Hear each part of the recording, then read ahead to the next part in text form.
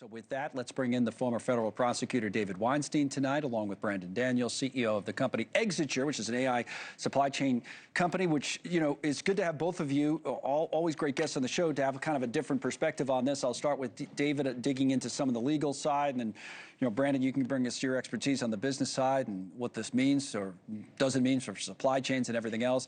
David, on the legal end, it didn't seem like this was like surprising to too many people. I saw odds going in that it would be like a 3 in 4 chance it would be ruled this way.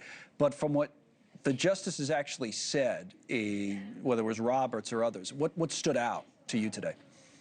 Well, Connell, you're right. When we listened to the oral arguments, a lot of us felt that this is the way it was going to end. We didn't know whether it'd be 5-4 or 6-3, but what I take away from this opinion is that in what is the majority opinion, they say the president's powers are restricted. He cannot use IEEPA to enforce tariffs in this factual situation.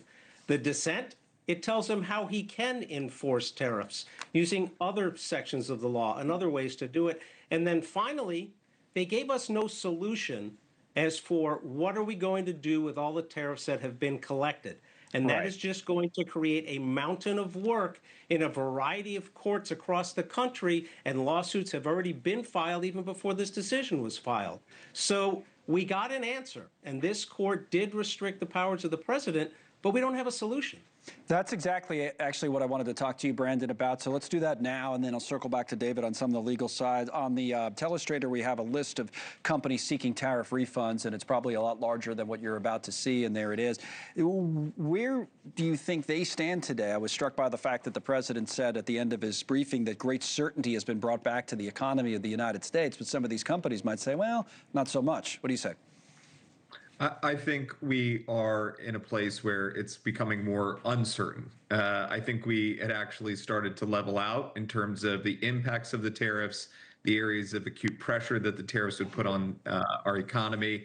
And we started to see actually inflation rates start to stabilize.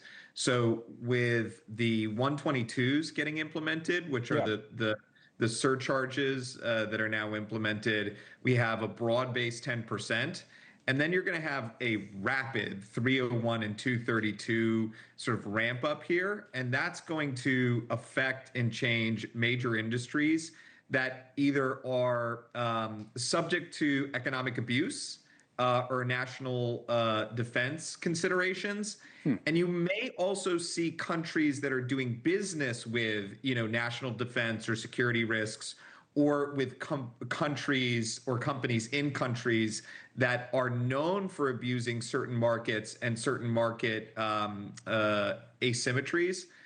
You may see those countries become subject to those 301s and 232s as well. On a net basis, though, Brendan, are the tariff rates going to be lower, or is the effective tariff rate being paid going to decline, or is it just going to change? Some of those stacked 232s and 301s, Connell, they way outstrip anything that had been imposed by the IEEPA tariffs. Like if you think about like flame retardants coming from China, you can have over a 300% tariff, right? So like when you start to look at the significance of the tariffs that you can put on either economic abuse or national security, they are meant to be punitive at a level that none of these IEEPA tariffs were. That's interesting. And it brings us back to the legal side of this, David, about whether, first of all, you think any of this goes back in another way, shape, or form to the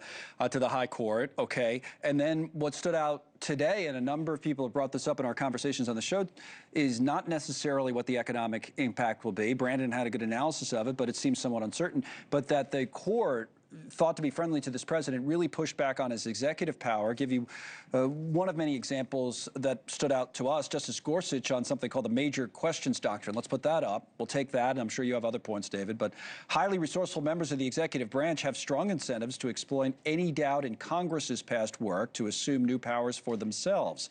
The major questions doctrine helps to prevent that kind of exploitation.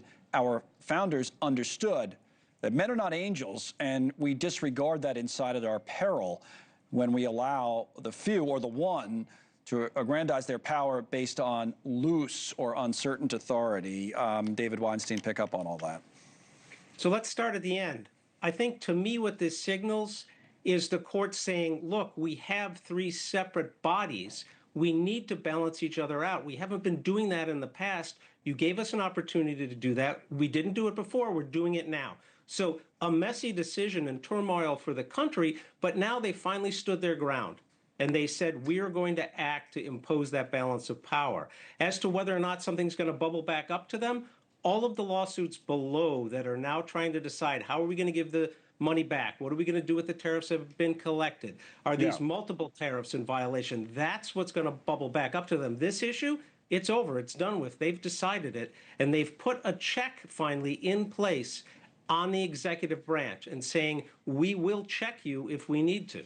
Which is a big moment. I mean, no matter what you think of the tariffs or this case, that in and of itself is kind of a big political moment in the country, in the Trump presidency. But on the economic side of it, Brandon, to your point, the president's just digging in here with, and what you're telling us is interesting tonight, that in a way that could, and he said this in the briefing, and I wasn't sure if he was right or wrong about it, but you're saying you think he might be right, put even higher tariffs in place in some spots if he wants to.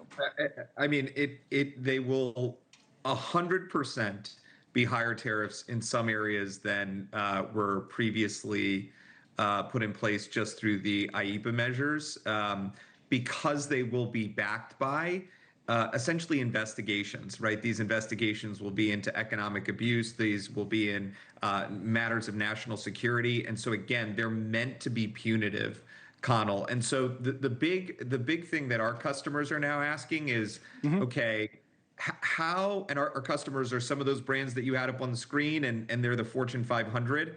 Right.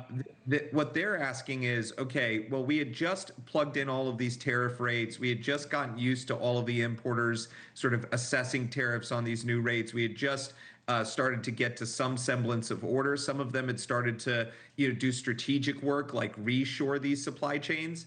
Now everything's sort of thrown back up into 52 card pickup. I don't think this is beneficial for organizations that were just reacting to tariffs, and I don't think this matters to organizations that were taking a strategic view of tariffs. Interesting. So last thing, I'll stay with you for this, Brandon. The idea that, so there was a line of thinking, I've talked about this throughout the show, that maybe, if this ruling went against the president, it could, in a perverse way, help the economy, because now you'd have lower tariff rates, and that might help growth, or it might even help inflation. And you're telling us that the fear tonight is exactly the opposite. Yeah, I mean, you saw the market rebound a little bit, Connell, as the tariff decision came out. So I don't think we're going to have a tremendous economic impact in either direction. I think these national security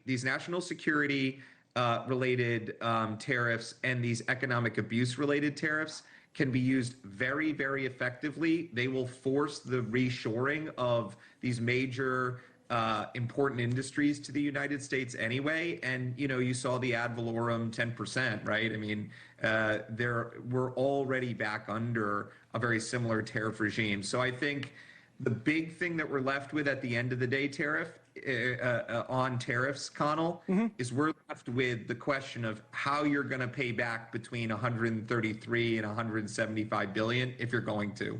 That's a big question, and it's one that industry is going to have to do a lot of work to solve, and we're going to be clogging the pipes in federal government to try to solve as well. Right, in the courts, I think, and even the president acknowledged as much today. All right, we got to go, but a quick thought, David. Did you have any concern or thoughts about the president's personal comments about members of the Supreme Court, even justices he appointed today in the briefing room? Very much so. Very much so. These people did their job. They were put in that position to do their job, and they decided the case based on the law and the facts. You can't attack them for doing that, and we've seen that happening throughout the judiciary. Judges need to be able to do the job that they're doing.